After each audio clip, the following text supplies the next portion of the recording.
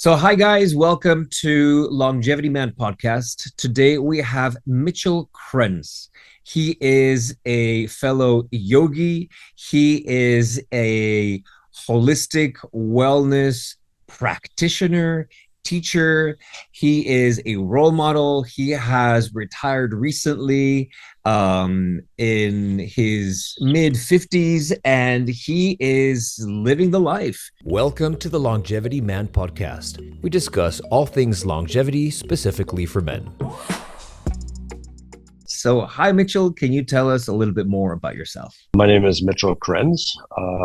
I am from Chicago. I was living there for about 35 years until I retired November 1st. I retired at the age of 57 and sold everything and decided to travel around the world for a while. Good for you. And it's very inspiring to hear that you've decided to take early retirement and make that part of your journey, part of your life process, so that you're able to enjoy life more at an earlier age. Can you tell us a little bit about that early retirement story and then also about your wellness background? Sure. So I chose early retirement. I was always planning on doing early retirement. I was thinking maybe 60. And then it was 59. And then it was 58. And then I hit 57. I'm like, well, maybe I should do it now. So there's there's life expectancy, and then there's healthy life expectancy. Life expectancy is the average where a person will pass away. Healthy life expectancy is the average of where you might get sick or a disease or injury that will prevent you to live a healthy lifestyle. And that healthy life expectancy in the U.S. is 66 years and 2 or 3 months. You know, if I waited to 65, 13 months of healthy on average, I just really didn't want that. Financially, I'm able to retire, so I decided, well, why not? So that's why I took early retirement, just so I could live a little bit. It's also given me a chance to be healthier and get healthier. When I was working, I had an hour commute each way. Get home, you don't want to do anything.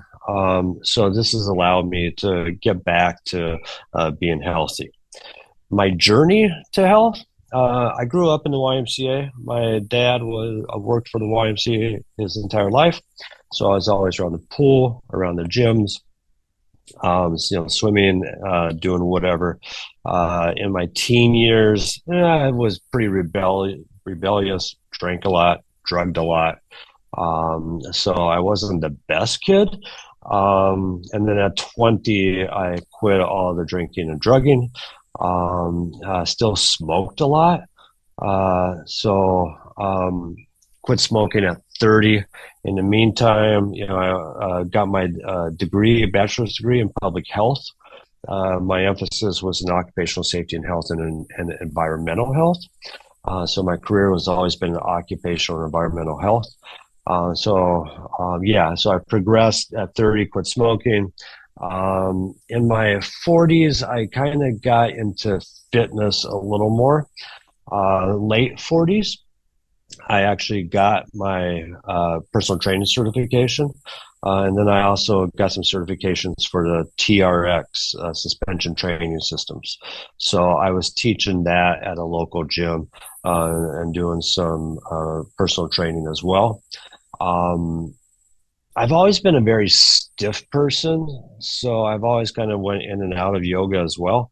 But later on, as I was doing more training, TRX training, I decided to expand that a little more, and then I got into yoga more and did a yoga 200-hour certification as well. So it's just kind of a progression of getting healthier and healthier and healthier. During that time too, I also went vegan. I think I have an awareness or proprioception of myself, and I think as I get older, it becomes more aware. when I was doing a lot of drinking and drugs, the thought came to mind, hey, I'm not planning on living past 30 if I can continue to do this. Okay, so let's stop this. Going to school, doing public health, learning more. Smoking. I was a heavy, heavy smoker. And just, I would smell it on me and I'm like, I can't live this way anymore, so I have to quit smoking. So I quit smoking. And then you gain the weight, or you go to the doctor and the doctor says, hey, your cholesterol is a little high, hey, your blood pressure is a little high. Okay, what can I do to reverse this or prevent it? So going vegan. Hey, you can't, I'm also a scuba diver, and part of scuba diving is you might have to reach back and turn off your tanks. Oh, I can't do that anymore. So what do I need to do there? So it's just kind of like an awareness of myself, my body, how I'm feeling, and what do I need to do to improve things. Not all guys, not all people on the planet have that sense of self-preservation, and it Yeah. doesn't mean that you were born, like in a laboratory and everything was perfect. And it's like you had your moments and your stints of, consuming, substances that were maybe not the healthiest. But soon enough, you reverted, you changed, or you came back to the path of health and wellness, and that, in my opinion, is something that not everybody has. So congratulations for having that in Yeah. DNA and in your personality. And even now, it can be difficult. People think, oh, vegans are healthy. Not necessarily. Oreos are vegan, and I'll sit there and eat a package of Oreos and I find, I have to stop myself. Okay, wait a minute.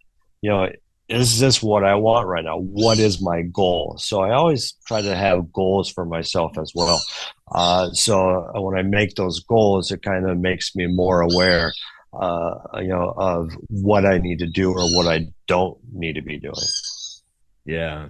Well, having goals and following up on them is key. A lot of people need help to do that, coaches or, some sort of external support. And it's just amazing that you're able to do that yourself. You don't need an external person to keep you motivated and keep you on track. All right, so Always nice to have an external person though too, because if I make goals, do I adhere to those goals? If I have somebody else, that I can talk to or also has the same goals, then it really benefits me as well of staying on track. absolutely. The solar journey is possible, but if we have access to community, people, friends, family, teachers, coaches, mentors, it's like, why not take it? If it's there and it's going to make the path, the road to your goal accomplishment Mhm. easier, possibly more enjoyable, and in a shorter time frame, why not? So yeah, from here to all the guys watching the episode, it's like, look for your buddies, your training buddies, your coaching buddies, your diet buddies, your weight loss journey buddies. But like, doing it alone is not impossible, but in my opinion, it tends to be harder. So you mentioned yoga, you mentioned teacher training. Can you tell us about your yoga background, how you got into yoga, which kind of yoga you started out with, and then maybe your yoga practice evolved in different ways? Decided to get my 200-hour yoga training to supplement my TRX and also my personal training. So I didn't look at it as being, just yoga. I wanted it as a supplement to my other trainings. Um, so, when you're doing a 200-hour, depending on where you do it, a lot of it's vinyasa based, but I wanted to more slower practice. So I started looking more into the Gauche style of yoga. It's a hatha yoga practice. And Gauche, Bikram, if you know Bikram Hot Yoga, Bikram was a student of Gauche. So all the Bikram poses come from the Gauche lineage. gauche necessarily isn't hot yoga, however. It's also a practice where it's a slower practice. You try to find stillness in the pose, and you try to find stillness between the poses. The idea is you find stillness in the body, you're going to find stillness in the mind. And I kind of need that as well. I need to find that stillness in the mind because my mind will go all over the place. My issue was in the past that, okay, I would go to Bikram classes, same 26 poses all the time. I start losing interest. So I do have to mix it up a little bit. I will go to a vinyasa class occasionally, or a hatha class occasionally, or a Bikram class occasionally, just to mix up my own personal practice. Let's just talk a little bit more about at our age, we're in our 50s, our yoga practice evolves, it changes, and it becomes more of a, in my opinion, more functional, sometimes more therapeutic form of yoga. So, can you tell us, you as a practitioner and as a teacher, give us some advice for guys in their 50s who are either completely new to yoga or have some yoga experience, but it's like, what would you suggest they look into when transforming, changing, adapting a practice from the past to our current bodies and our current, physical limitations, let's say? I kind of look at yoga as being functional too, very prescriptive individually. Practice should be an individual thing and not necessarily a huge group. You can get a lot of benefits from a big group, but I think it's also important to learn certain things besides being in a big group. I love working on form. Um, Form in yoga, I think, is very important. Just even, twisting your hips just slightly can give you a whole different sensation, a whole different feeling. So working on form and being very prescriptive about it. I always recommend, if you go to group classes, great, but also work one-on-one with somebody. You go to a group class and, the instructor has 20 people, 30 people that they have to be concerned with. So you're not getting that individual attention. So you're not learning correct form a lot of times. That's why I worked with this guy in Chicago mainly on form. Okay, let's work on this and only this and get the form right.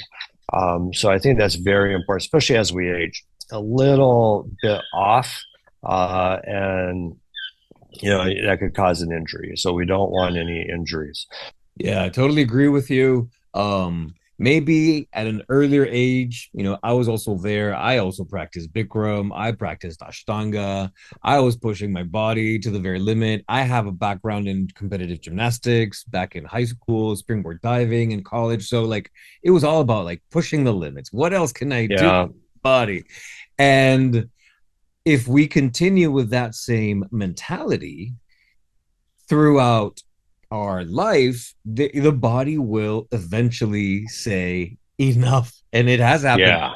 The most challenging part for me was like not feeling bad about it because often we was like, we're comparing ourselves. It's like, oh, and if you Mm-hmm. go to a group class, then it's like, the other people can do it and I can't. It's like, oh, poor me. I'm not mobile. I'm older. I'm aging. Blah, blah. It's like, let's just get all that nonsense, that noise out of our heads and just focus on ourselves. Eventually, yoga is an individual solo practice, even if we're in a group setting. So understanding that aging is part of life and that modifying our poses and choosing different poses is also part of the journey. If you continue to do the same power, super mega deep stretchy poses until you're 80, well, and your body can still do that, lucky you, but most of us, it's not going to be the case. I hope guys watching this podcast really take this in and, don't see yoga as a cookie cutter practice or a practice where we need to look like anything or anyone. Like Mitchell just said, form is incredibly important, for safety. And then the poses are just a vehicle to test our bodies and see the level of strength, flexibility, mobility, and then work towards augmenting that range of motion, control, strength over time. What's your online teaching style? Can you tell us a little bit about that? My style is a little slower, hatha yoga, and practicing different poses. I have no problem, in classes stopping everybody, says, stop, stop, stop. Let's go over this again or go over this, 2 or 3 different times to work on form. So I do like to work on form. My one-on-one classes are more prescriptive. I know what people need to work on. It's a slower practice that I like to do. Let's get into a pose for a count of 10. Let's get out of the pose. Let the pose leave your body. And then let's get back into that pose and see if you can just go slightly further and then get out of the pose. So I like that slower practice, and I think it's beneficial to my clients as well. So, Mitchell, let me ask you one last question. I know you do take care of yourself. You have a holistic approach. Can you tell us all the things you do where you are now to take care of yourself and to enhance your longevity? So the first thing I think I'm doing is my personal yoga practice, concentrated on balance, strength, and mobility. Second thing I think I'm doing is just moving, going for walks, hikes, getting your heart rate up while you're moving. And the third thing I think I'm doing is trying to eat better. In Costa Rica, lots of fresh fruits and vegetables, a lot less processed foods. So I'm concentrating on that as well. And you didn't mention it, but I'm imagining that one of the reasons why you chose Costa Rica versus another place is the quality of life, the friendliness of people, the social aspects, the human connection. That has so much to do with our longevity. Instead of living alone or in silos, living connected to others, finding like-minded, like-spirited people, and the peace of mind, removing stress, physical and mental stress out of your life. And it doesn't look like you are having a lot of stress. No, Retire. and my resting heart rate has gone down, so we like that. And one last question is, guys wanting to reach out to you for you to learn more about what you do, maybe potential classes with you, how can they reach out to you? So I have a Facebook account, which is Mitch and then space EL. And then my Instagram is Mitchel Krenz. Mitchell spelled with one L, Mitchel. Last name is spelled Krenz, Kren, as in Nancy, Z as in zebra. So Mitchel Krenz. Or you can also get me on Gmail at mitchelkrenz.gmail or at gmail.com.